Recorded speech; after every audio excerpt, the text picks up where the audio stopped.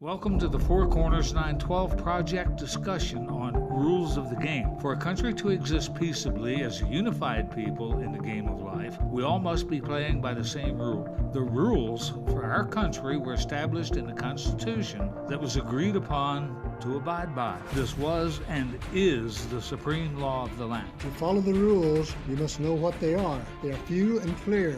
We hope to help you all to better understand what the rules are, as we are looking to elect new representatives in local and state government offices next year. They take an oath to uphold the constitutions of both the state and the United States. What are they to uphold and protect? We will begin this regular discussion beginning with the Bill of Rights, which is the first 10 amendments of the Constitution.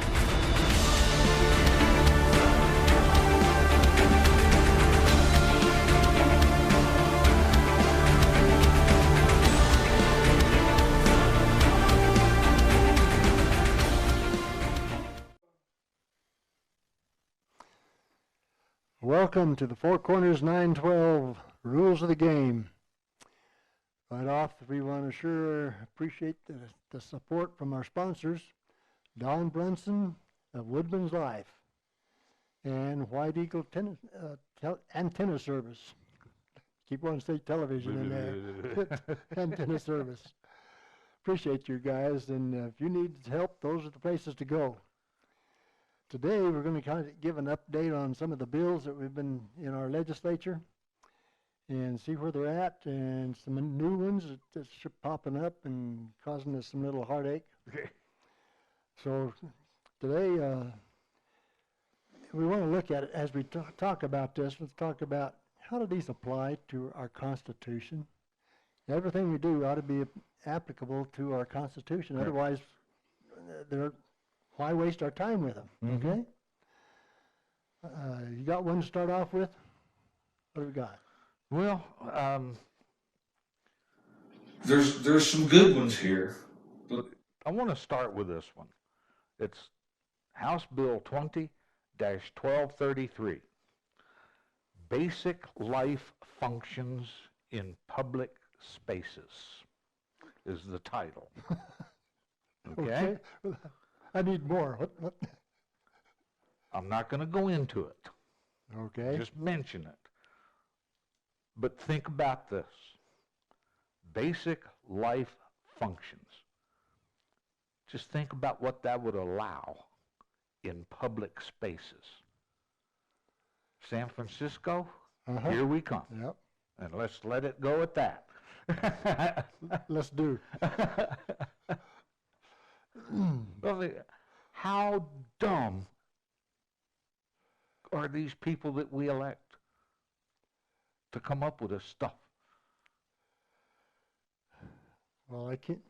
You don't want me answering that. No. But I do have a question along that line. That brings up a question I've asked you before. We see a bill like that, and, well, let's use another one down here. Senate Bill 154. Bring your own wine. Yeah. Bring your own wine.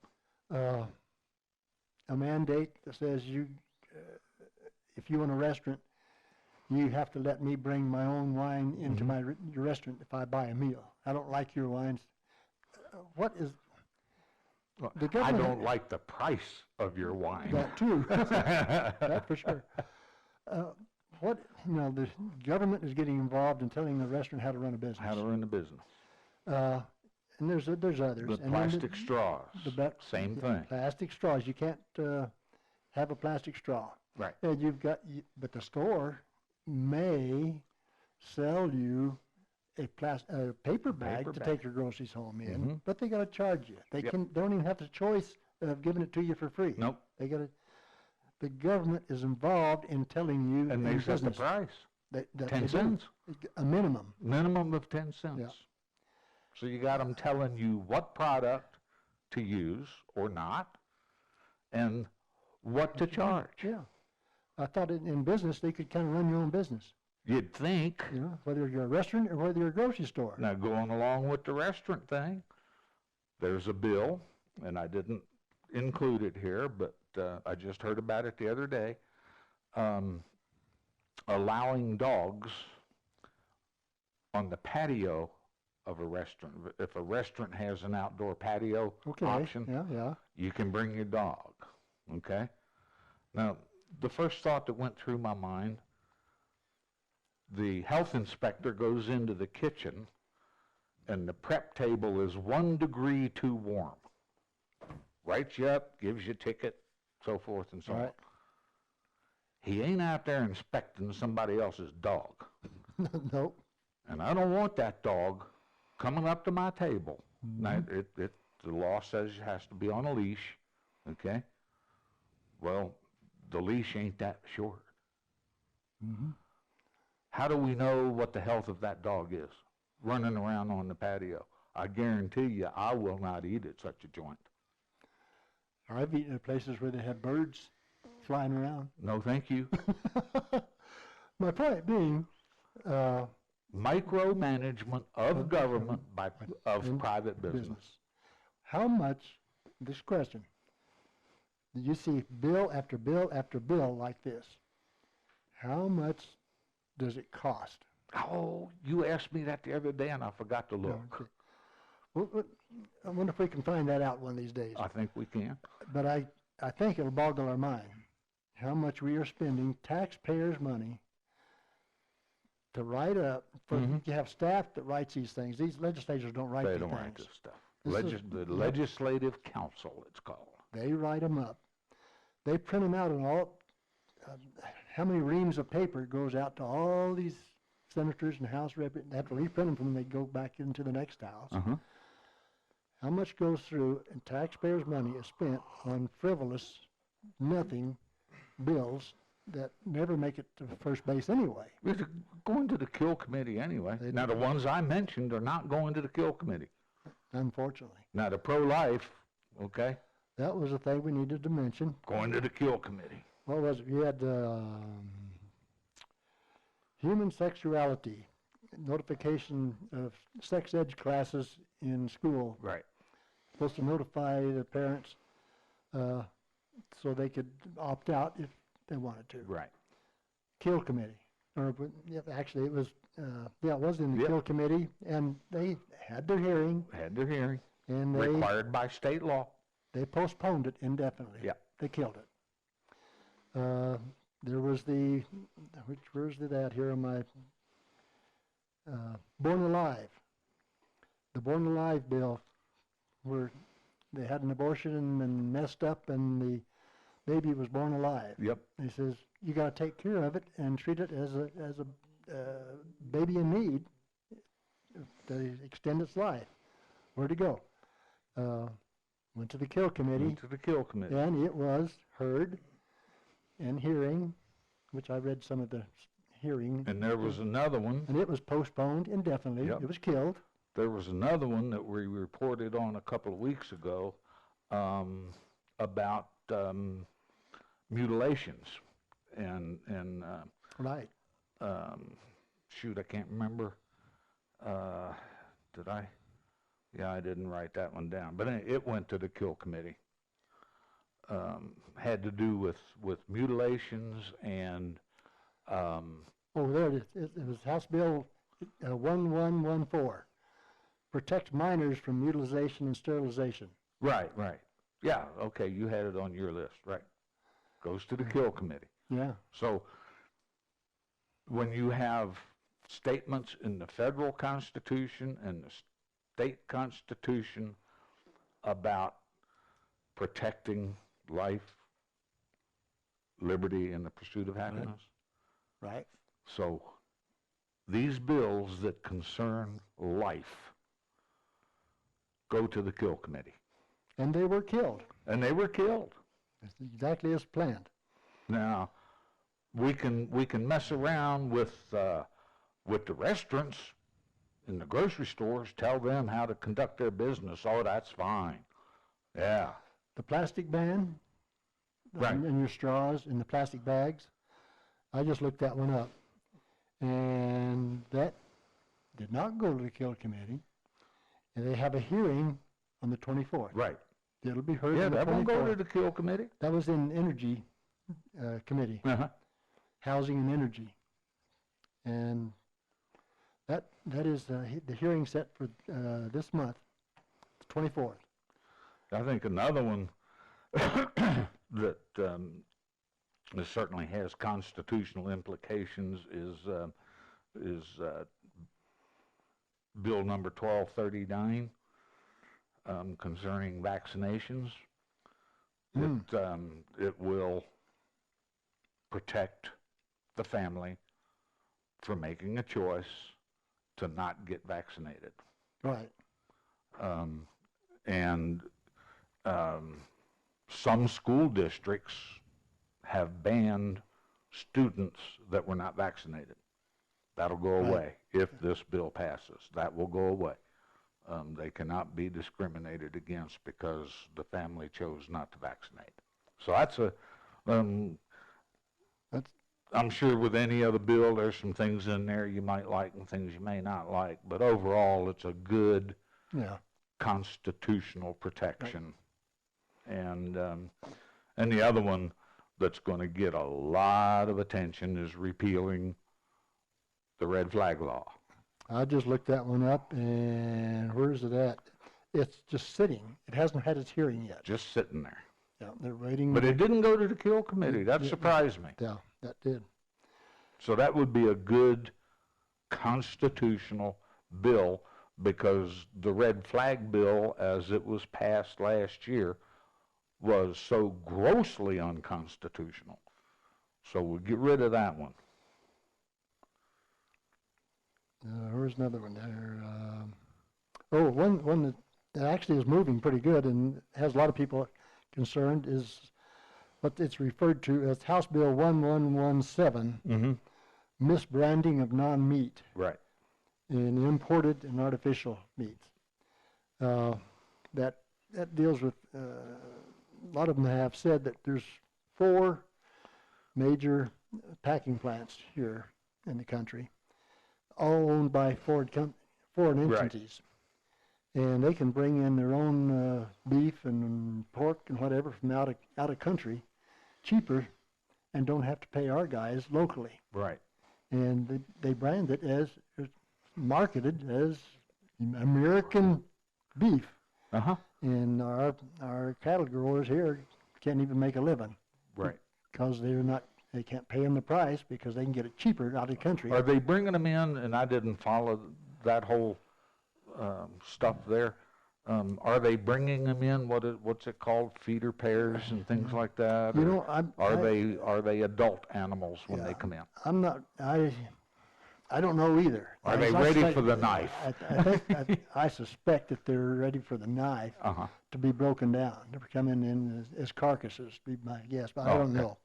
But regardless, the meat is coming in one way or the other, and it's here long enough and processed here so that it's American beef, and it's killing our beef industry because they can bring it in cheap. And that one is moving. Where's my note here? In fact, they have a hearing on it today. Today as we're talking. It's probably going on right now. Oh, okay. And that is in the House. It was laid over in the House and is hearing today in the House. Then it'll go to the Senate. But it's moving. It's moved several times. So that's a good one. And that fits in constitutional, dealing with our own businesses, encouraging our own people operating in the country. They have a right to their own business. And we're deals with our tariff people. We are finding more and more of our businesses that are actually owned by foreign countries. Oh, yeah. And this is getting to be a very real problem as we're dealing with. I'm from the South, and we made our own hams. We raised our own pigs. So when I become an adult, I didn't do that anymore. So I bought Smithfield hams. Mm-hmm. Smithfield hams, 20, 30 years ago, sold out to some outfit in China. Mm-hmm. I haven't bought one since.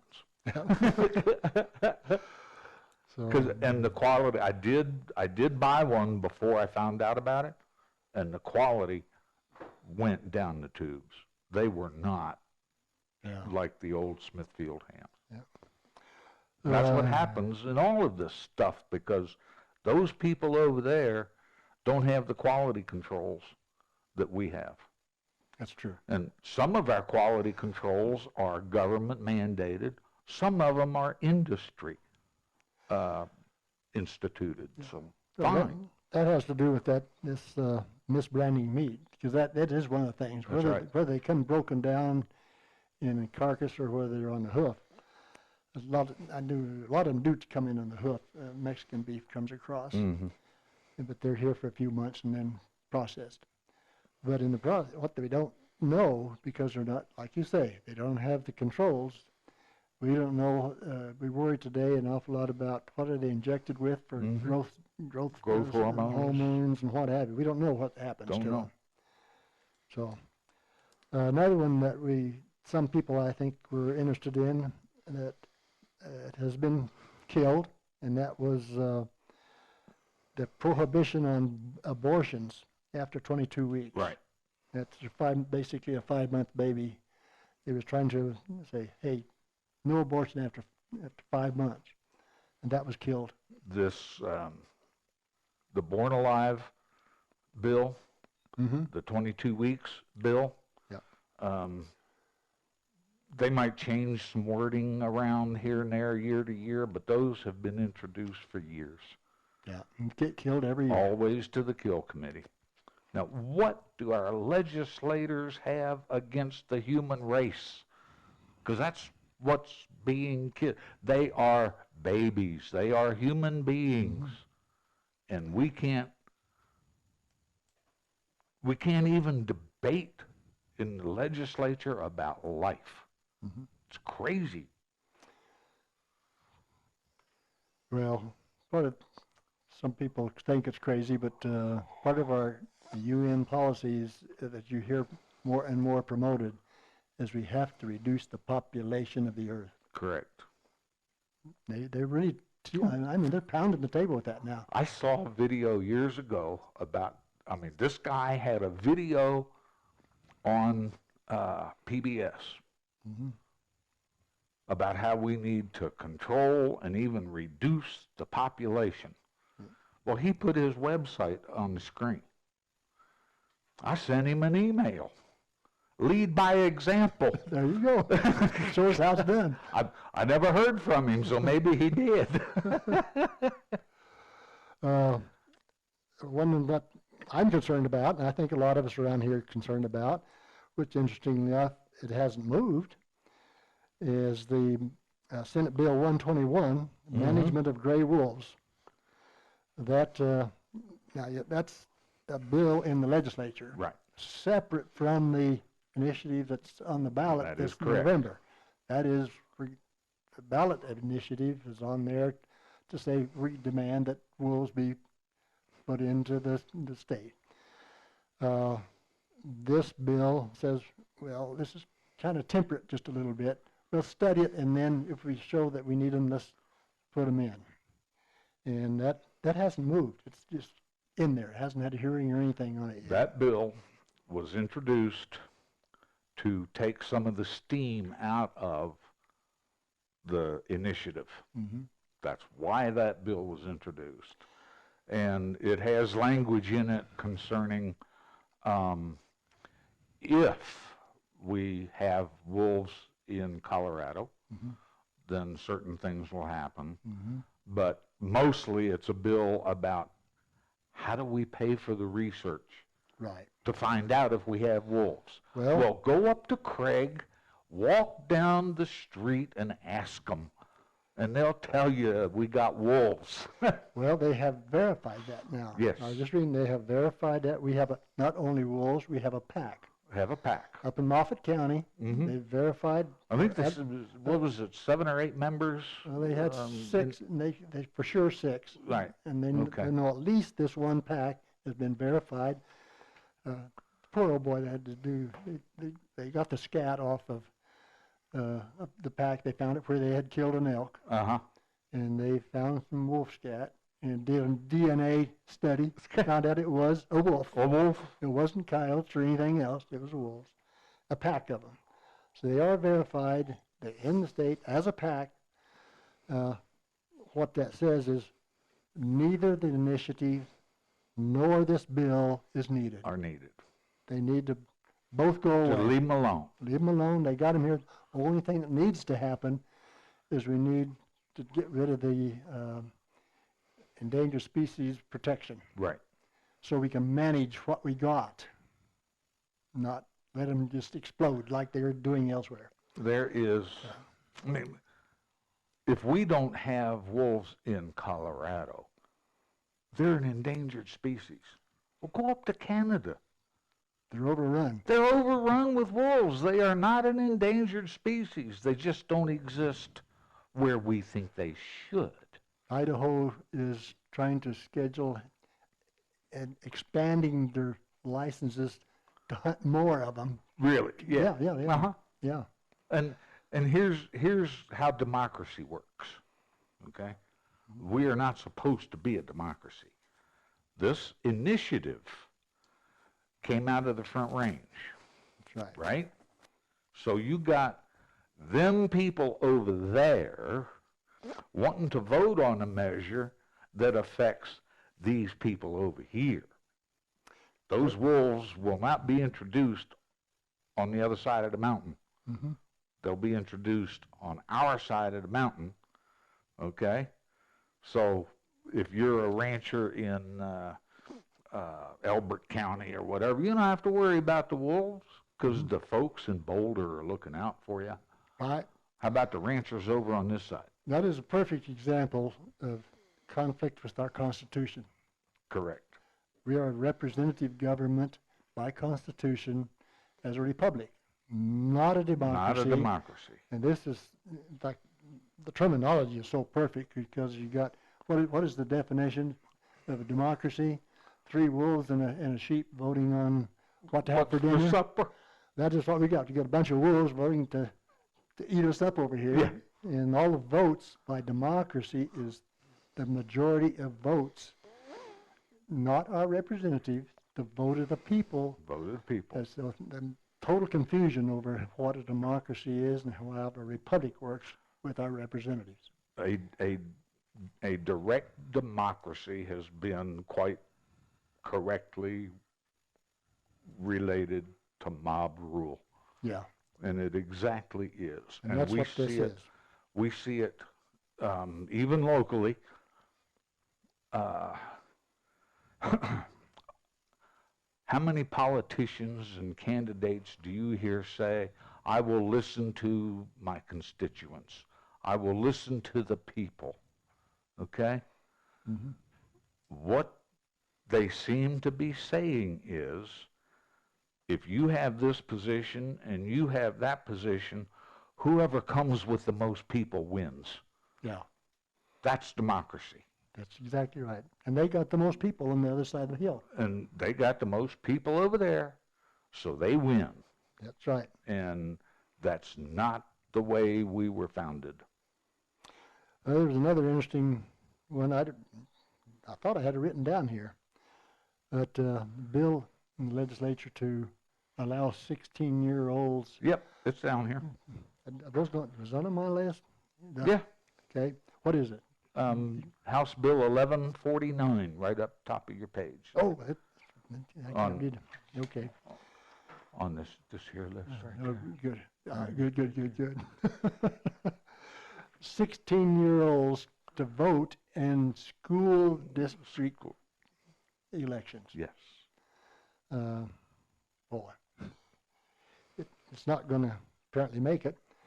Fortunately, hope. Sent to the Kill Committee. So, but the point is, why was it even proposed? Correct. Wasting tax dollars on a proposal that is a violation of everything we Now, and these are the same people, we talk about the legislators, that say a 16-year-old can barely drive, has to be accompanied.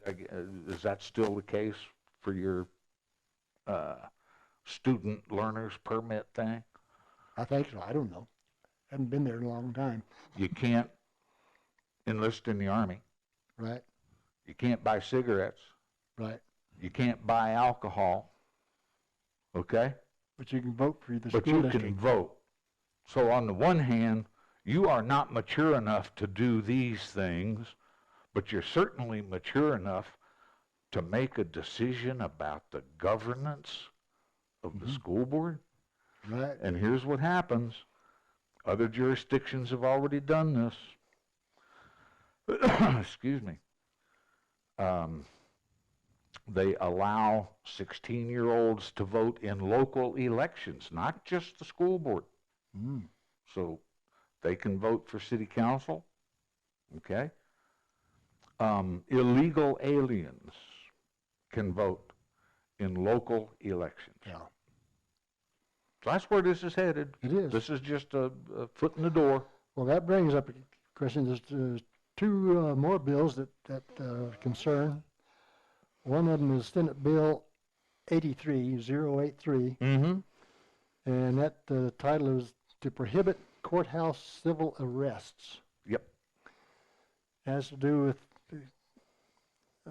they got some illegal aliens that they've been arrested on court issues. They've obviously been arrested for a criminal action Correct. as a criminal, and they're coming out of the courthouse or they're in the courthouse. They've seen the judge and he says, okay, now here's your bail and you got to come back and whatever. He walks out the door. ICE says, you're a criminal, illegal, we're picking you up. No, Not if this bill not passes. that. No, can't happen. Now there's a counter bill to that. Okay, what's that one? House Bill 1188, and what it says is that that very scenario will not happen, and the local jurisdiction, sheriff's office or whatever, has to hold that person for 48 hours for ICE to show up. Okay, they've been adjudicated locally, whatever their local crime was. And a notice, and this is already normal, a notice goes to ICE. What happens is, in so many jurisdictions, the notice goes to ICE, and within an hour, that person's turned loose. Well, ICE isn't going to respond that quickly. Yep. So this bill says you have to hold them for an additional 48 hours to give ICE time to respond to your release notice. So there you have two conflicting bills, Yep. and we'll see which one makes it. I can just about tell you, but we'll see. Well, this one, It's moving. yeah, and it didn't go to the Kill Committee for some reason. So I don't understand that. Well, there's a recent thing, Trump is trying to, on the national level, deal with sanctuary cities and states. You ain't going to get funded. Right. And what a lot of people, these bills affect that. This one I was reading, a lot of our local enforcement agencies depend on federal funding Correct. for much of their operation. That's chopped off if we're identified as not cooperating with ICE. Uh-huh. So we'll see how this works out. And that's called the 287G Okay. program, where the local jurisdictions can access federal money to help enforce federal law. The feds train the locals on all of those issues, and our prior administration used it as a club. Right. You don't do things our way, Yeah. we're taking you out of the 287G program. Yep. And they did that to several jurisdictions in Arizona that I remember. Yeah, they did. All righty. That brings us down, kind of an update, I think pretty well covered. Now, we got elections coming up. We got elections on the city council, Mm-hmm. and we'll have elections for both, well, we have some state level, but then County locally commissioners? and county commissioners. And as of today, we have 14 people wanting to be on the city council. Right. We got 5 seats coming up Right. for these 14 people, so they're going to have kind of a nice little crowd in there to get all 5 seats filled with 14 people. We're going to have try to have a forum with these guys, 2 different times, so we can let you know, people out there, public, how do you get to know 14 people? Right. And that's kind of a challenge. And it's so important in these days as we're seeing what is their role? What is the role of these guys and in governing the city and in the county? What is the role of these guys? You need to know them. Need They to know. understand what their role is.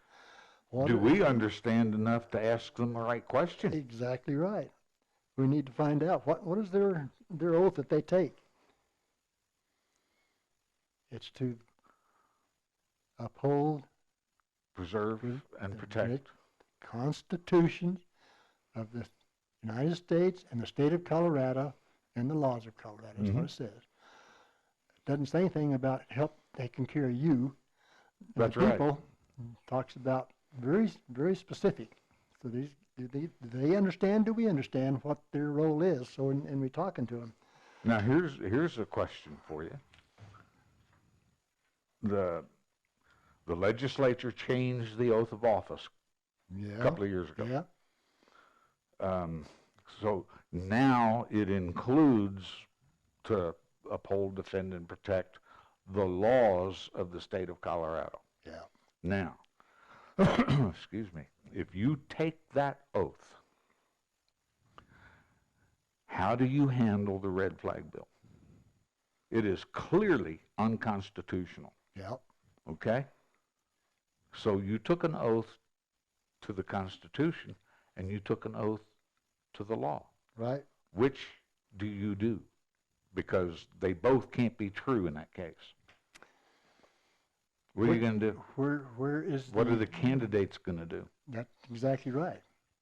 And to us, you read what takes precedence. Mm-hmm. Constitution takes Constitution. precedence. That's right. That is the supreme law. That's right. All these other laws of the state are to be made pursuant to. And the folks that don't like that throw the word nullification around as if it was a 4-letter word. Yeah. Okay? Yeah. Thomas Jefferson, who, by the way, was not involved in the crafting of the Constitution. He was ambassador to France. But Thomas Jefferson said, paraphrasing very loosely, a law that does not comport with the Constitution is null and void. Doesn't exist. It's gone. Gone. Supreme Court cases in that era said, if it doesn't comport with the Constitution, it's null and void. That actually came out of John Marshall's mouth, which is kind of Amazing. interesting that he would say that. So it's going to be interesting as we deal with it. Do we have the wherewithal to stand up and comply with our oath of office? Right. Do we understand how to ask these people that we're going to be talking, what is your oath? How do you apply it to the role that you're taking on, whether it's the county or whether it's the city? And They're you're- both the same. And you're giving these 14 people an opportunity to introduce themselves to the public Yep. on Facebook at Mesa Media Productions Right. next Thursday at 7 o'clock. It'll be live, and these folks will tell you what they're all about. Just real quick, maybe you know some of them.